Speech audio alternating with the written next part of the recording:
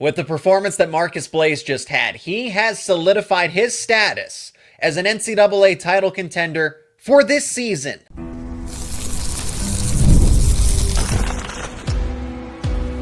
You are Locked On Nittany Lions, your daily podcast on the Penn State Nittany Lions. Part of the Locked On Podcast Network, your team every day. You are locked on to Penn State Wrestling, and as always, thank you so much for checking out another edition of Locked On Nittany Lions, your daily source for all things Penn State sports. My name is Zach Seyko, and I am your host of the show, credentialed media member for both Penn State Wrestling and Penn State football. Well, there's going to be a fun little exercise here at the end of the show.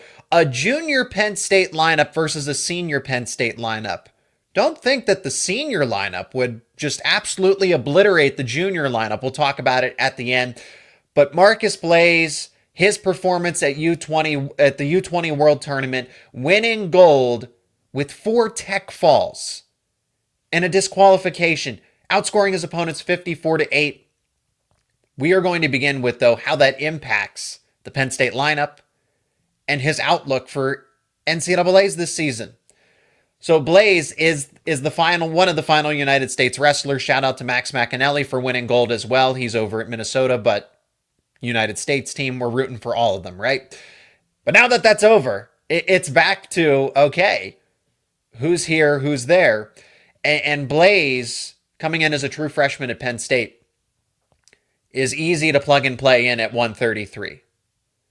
141, we've heard from Jeff that Aaron Nagao and Braden Davis are at least working towards that weight class, but Penn State has so much flexibility between Blaze, potentially Masanosuke Ono if he does not redshirt this season, Braden Davis, Aaron Nagao. They have 4 legitimate options. Now, some are better than others, but there really isn't necessarily a total wrong answer at either of those weight classes. But Blaze, 133, he becomes an instant title contender, and I'd say a title favorite. You have Drake Ayala, you have Lucas Bird coming back, but Blaze has shown it at the senior level that he is one of the best right now. Now, granted, this is freestyle. I understand that. But you can't neglect these kinds of results that Blaze has had when he hasn't even wrestled a collegiate match yet. He's defeating wrestlers that have gone through college seasons. They are on the senior levels. The same thing with PJ Duke. These are the guys that he's defeating now in the middle of high school or post high school before even wrestling an NCAA match. So Blaze, you put him in at 133, he becomes one of those title favorites alongside Drake Ayala and Lucas Bird.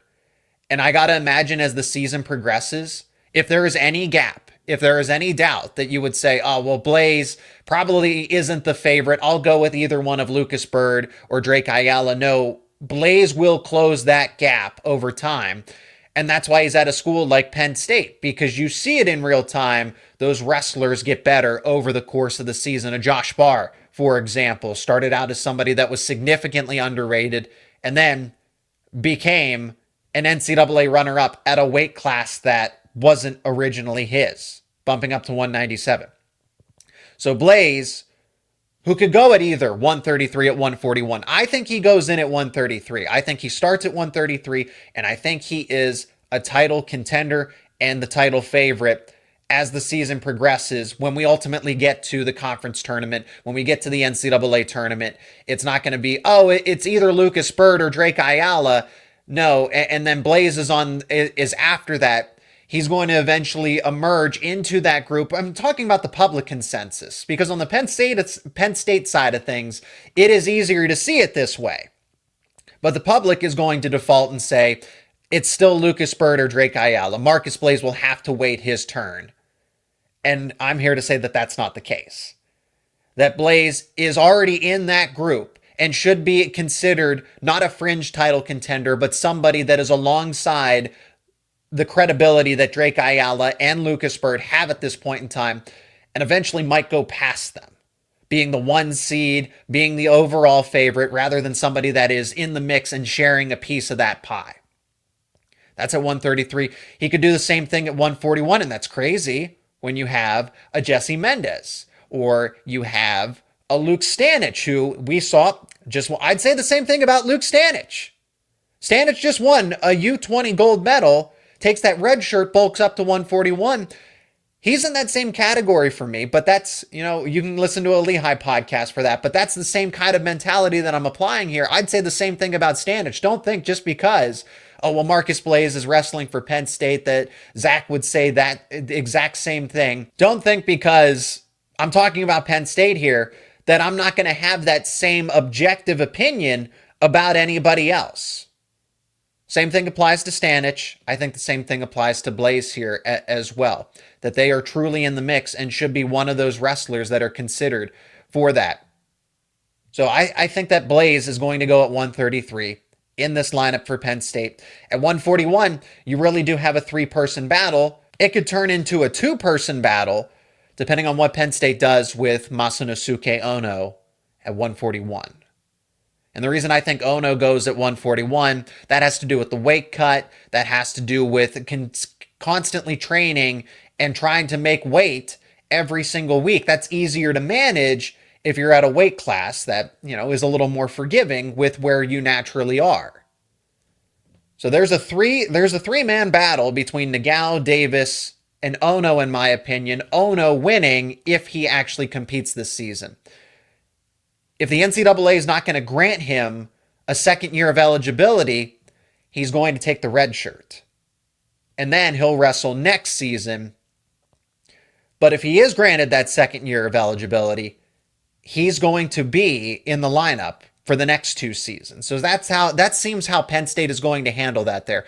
But a lineup of Luke Lilladall, Marcus Blaze, and then Masanosuke Ono, that 1-2-3 punch right out of the gate is going to be very difficult. You talk about murderer's row towards the end of the lineup, the middle to upper weights. You have that right out of the gate with Penn State this season. If all three of those guys are, if Masanosuke Ono is going to be alongside those two in this lineup. But remember, Aaron Nagao once upon a time finished in 5th place at Minnesota before he transferred to Penn State, just dealing with some unfortunate injury circumstances. And Braden Davis is fresh off of a 5th place finish at NCAAs. So you have two All-Americans that you could go to if Ono is going to take the red shirt this season. So Blaze at 133, dominant performance at Worlds. We're going to talk about that a little more. And the overall performance of the other Penn State wrestlers that were out there, because remember, 5 of them took up 10 spots in the United States World Team, and they all medaled. We'll pick up with Blaze's performance specifically coming up next here on Locked On Nittany Lions. And this episode is brought to you by Monarch Money. Most people can't name all of their financial accounts or even what they're worth, whether it's 401ks, properties, or investments. And when you don't have that full picture, you can end up leaving money on the table. That's why there's Monarch Money. It's an all-in-one personal finance tool that brings your entire financial life together in one clean, easy-to-use interface on your laptop or on your phone. Monarch does the heavy lifting for you. You can link all of your accounts and minutes, see clean data visuals, get smart categorization on your spending, and you'll finally feel like you actually control your money without even touching a spreadsheet. Now, if you have a bunch of subscriptions like I do, you can link all of those to Monarch, and you'll immediately spot any of those subscriptions that are going unused. And canceling those alone will save you money every month. Don't let the financial opportunity slip through the cracks. Use code LOCKEDONCollege at monarchmoney.com in your browser for, get this, half off your first year. That's right, half off your first year, 50% off your first year, monarchmoney.com with code LOCKEDONCollege. And today's episode is also brought to you by OpenPhone. If you're running a business, every missed call is money left on the table. Think about the last time you needed a service. If the first person did not answer, did you wait? Probably not. You moved on, and that's okay. But that's why you need OpenPhone, so you never miss an opportunity to connect with your customers. OpenPhone is the #1 business phone system designed to streamline and scale your customer communications. If you juggle two phones just to keep business and personal calls separate, Open Phone has now solved that instantly. Your whole team can share one number and respond to customers like a shared inbox. No more who's handling this, who's handling that. See why over 60,000 businesses trust Open Phone. They're offering Locked On listeners 20% off your first 6 months at openphone.com/lockedoncollege. That is openphone.com/lockedoncollege. They'll even port over your existing numbers for free. Open Phone, no missed calls, no missed customers. Marcus Blaze joins an exclusive club that only has Gable Steveson, Meyer Shapiro, Spencer Lee, Mark Hall, and fellow Penn State teammate Luke Lillidahl in it by winning this gold medal. So Blaze, last time around, ended up taking bronze at U20s. That's very respectable, and then he capitalizes on it. He rights his wrongs. And then even before that, at cadets, U17 wins a gold medal as well. This exclusive club, this unprecedented territory, is those wrestlers, the one thing they all have in common is that they have won a gold medal at U17s and U20s, at cadets and juniors. I don't need to tell you how impressive that is. I don't. There's only 6 members in this group when it comes to freestyle. These are the best wrestlers in the entire country, the future faces of the sport. I mean, Blaze is winning, succeeding for the most part, because he's not a representative like PJ Duke is. But he has the results to say, on the senior level, this is what he's capable of. And that, no, U20s is not easy. Okay? These are still the best representatives of each country. But let me take this a step further, too. So Blaze also wins the U17. He's medaled twice now at U20s, including a gold. But it's the way that he does it. It's the fact that he teched every single opponent except for one, which included a disqualification because that opponent was upset that Marcus Blaze was winning pretty decisively. And then one too many slaps to the head. Marcus Blaze doesn't give in. Total sportsmanship. But that's the only one that doesn't go that far. Blaze in this gold medal bout, same thing. From start to finish, he's in control, he sets the tone, he scores some points early on, creates a bit of a buffer, and then he goes in for that kill shot. He goes in, and he knows, I'm going to get this takedown against an opponent that's not going to give up a lot of easy shot attempts. A lot of them were force outs. Blaze was playing chess the whole time. He's okay, if you're not going to give me a shot attempt here, I'm just going to push you out. I'm just going to force you out. And I'll chip away and I'll build this lead. And then the second that his opponent, Kateri of Iran, had showed that in that moment, because he was down 6-0. Clock's working against you.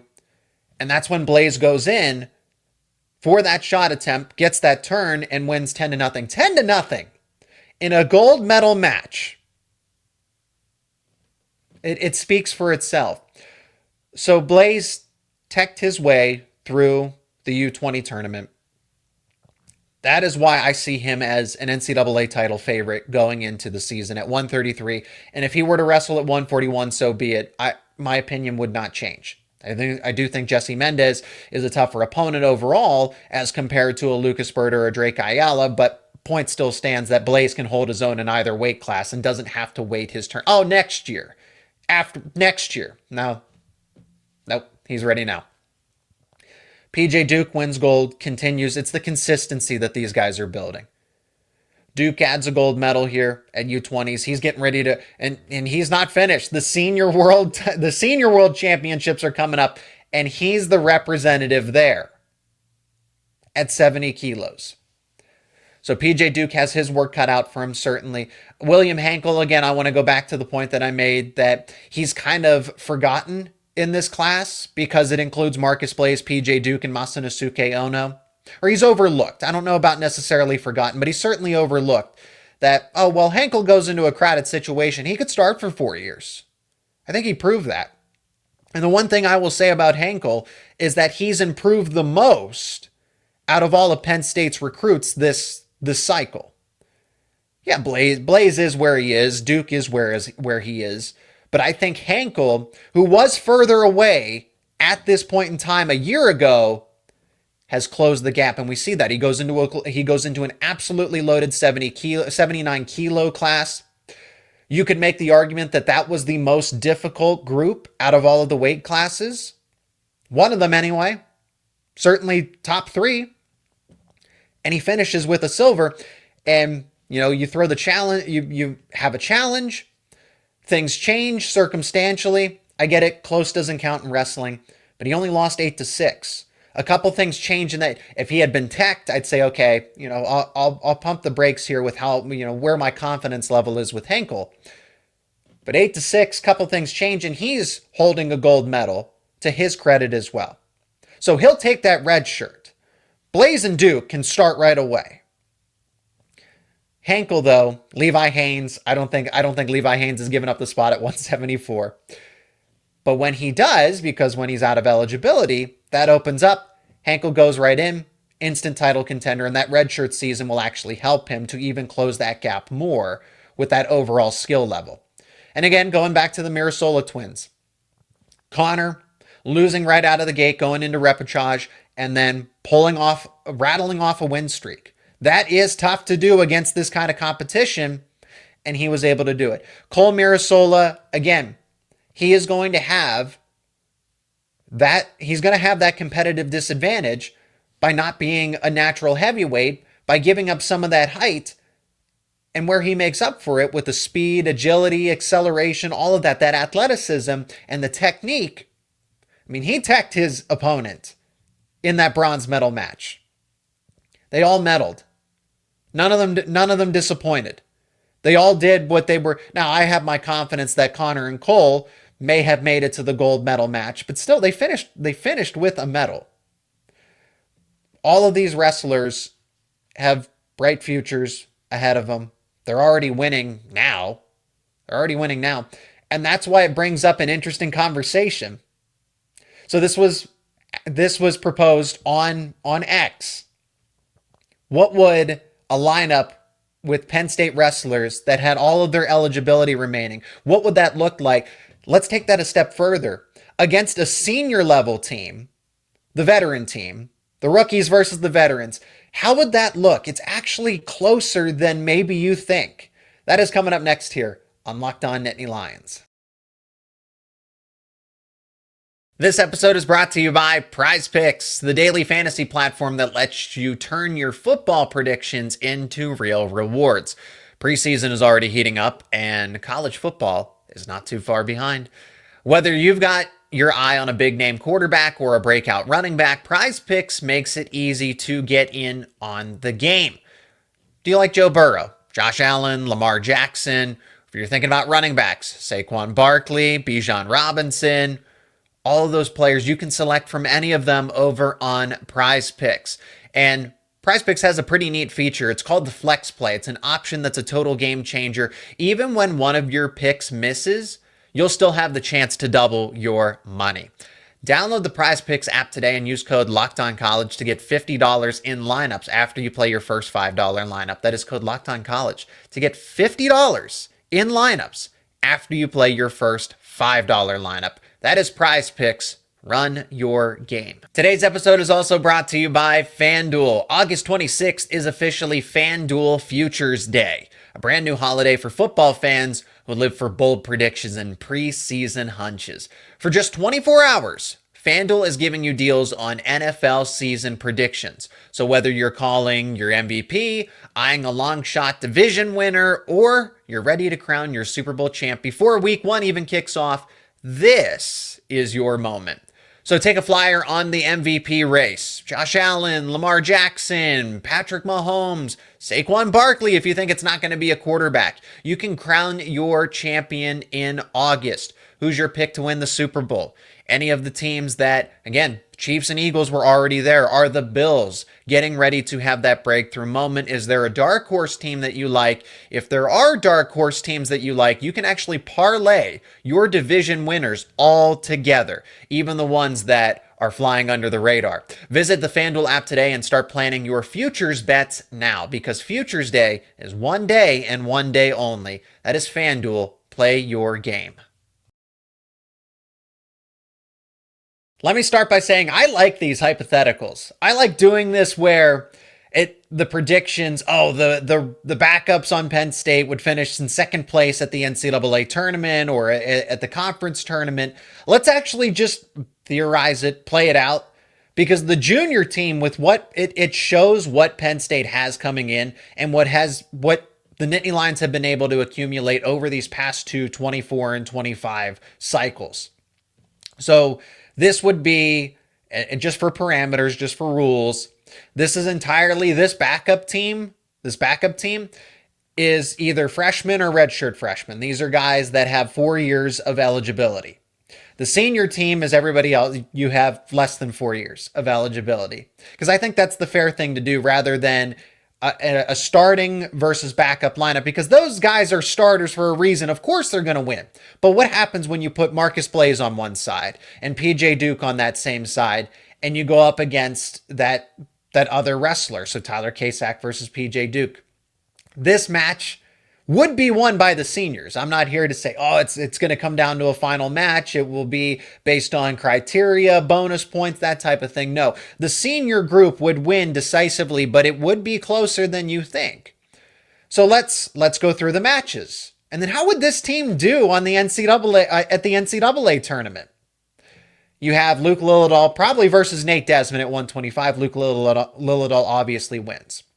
At 133, okay, so you would either go with Aaron Nagao or Braden Davis, but Marcus Blaze is winning those.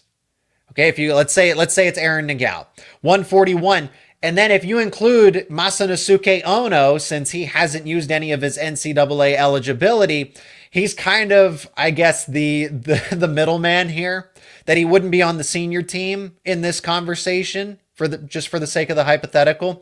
But on the junior team, he technically doesn't have 4 years of eligibility unless the NCAA were to grant him that. So I guess in a crazy universe, he could be.